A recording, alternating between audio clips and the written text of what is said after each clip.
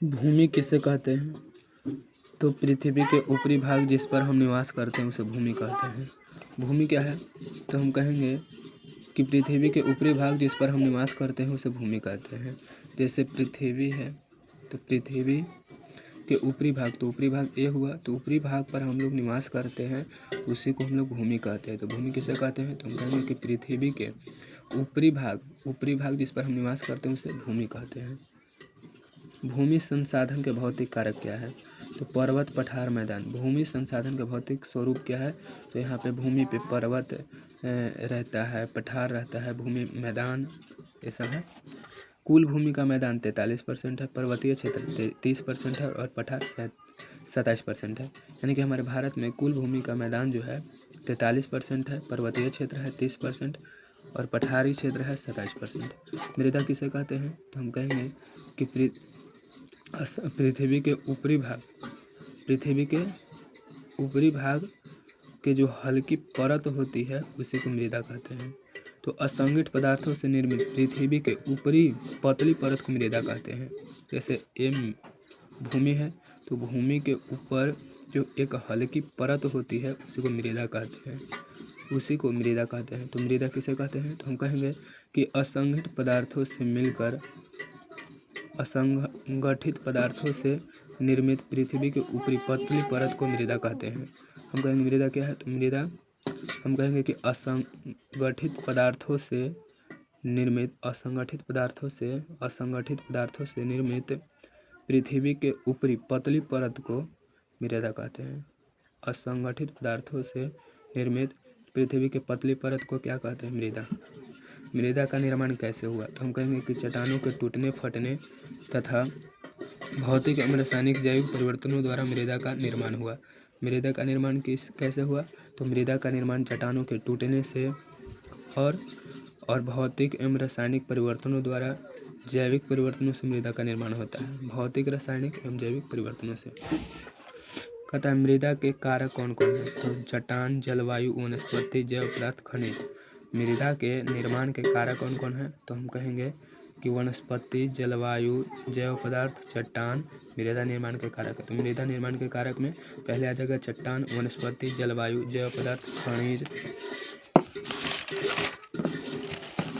भारत में प्रमुख मृदा के प्रकार, तो भारत में आपको पाया जाता है सबसे पहले काली मिट्टी जो महाराष्ट्र में पाई जाती है उस तरफ, और लाल या पीली मिट्टी होती है, फिर होती है लेटराइट मिट्टी, और फिर होती है मरुस्थलीय मिट्टी, पर्वतीय मिट्टी होती है, और मरुस्थलीय, लेटेराइट, काली, जलोढ़ मिट्टी होती है, काली मिट्टी, लाल एवं पीली मिट्टी, लेटराइट मिट्टी, मरुस्थलीय मिट्टी, पर्वतीय मिट्टी। जलोढ़ मिट्टी का निर्माण कैसे हुआ? तो जलोढ़ मिट्टी का निर्माण नदियों के निक्षेपण से होता है। जलोढ़ मिट्टी का निर्माण, इस मृदा का निर्माण नदियों के निक्षेपण से हुआ। भारत के उत्तरी मैदान जो है जलोढ़ मिट्टी का है। भारत के जो उत्तरी मैदान है, उत्तर में जो मैदान है उस जलोढ़ मिट्टी है।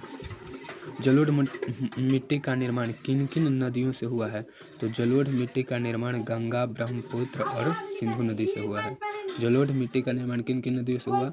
तो पहले गंगा, दूसरा पे ब्रह्मपुत्र और तीसरा पे हो जाएगा सिंधु नदी। आयु के आधार पर जलोढ़ मिट्टी दो प्रकार का होता है, खादर और बांगर। खादर को कहते हैं नई जलोढ़ मिट्टी को खादर कहते हैं, और जो पुराना जलोढ़ मिट्टी है उसको बांगर कहते हैं। काली मिट्टी का निर्माण कैसे हुआ?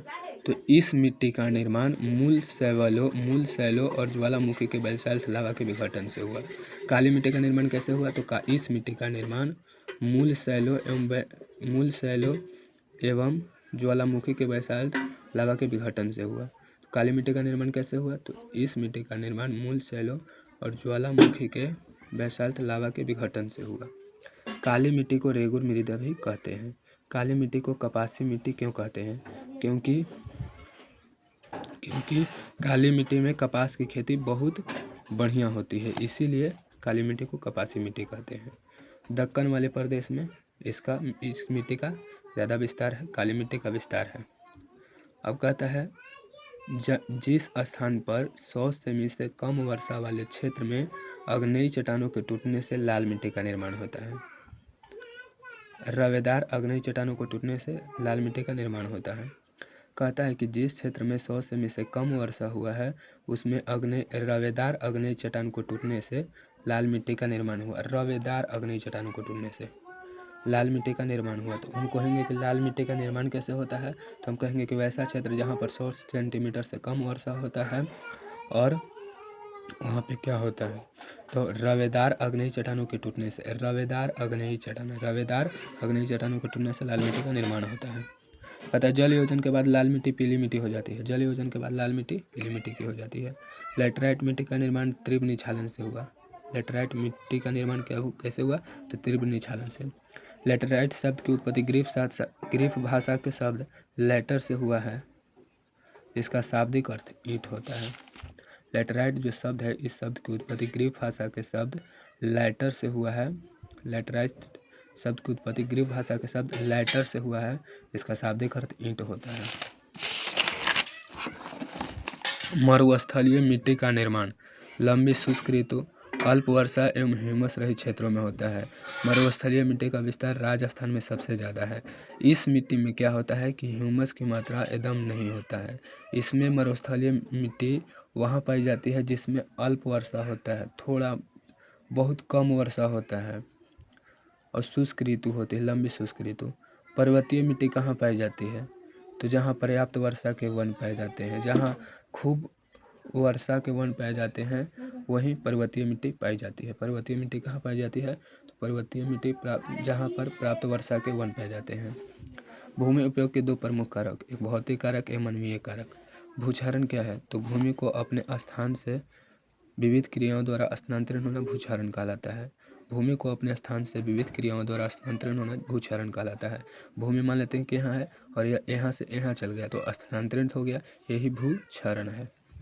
पवन अपर्दन वाले क्षेत्रों में पट्टिका कृषि की जाती है। पवन अपर्दन वाले क्षेत्रों में, पहाड़ी क्षेत्रों में समोच्च जुताई द्वारा अपर्दन को रोका जाता है।